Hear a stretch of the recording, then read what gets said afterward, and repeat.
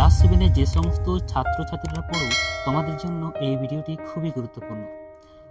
পশ্চিমবঙ্গ মধ্যশিক্ষা পর্ষদ অনুযায়ী ক্লাস 7 অঙ্কতে প্রথম পরীক্ষায় কোন কোন অধ্যায়গুলো থাকবে সে বিষয়ে এই ভিডিওতে বিস্তারিত আলোচনা করব।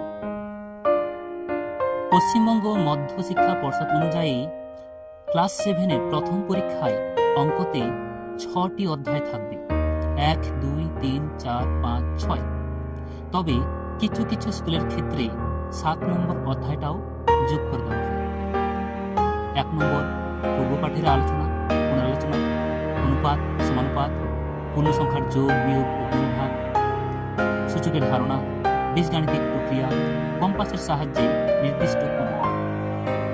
হ্যাঁ, যদি তোমাদের স্কুলে 7 নম্বর অধ্যায়টা যোগ না করা হয়ে থাকে তাহলে এই অধ্যায়টা প্র্যাকটিস করার কোনো প্রয়োজন নেই।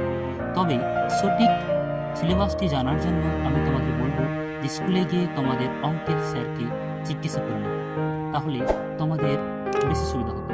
যদি এ বিষয়ে অধিক কিছু জানার ইচ্ছে থাকলে তোমরা কমেন্টে জানাতে পারো।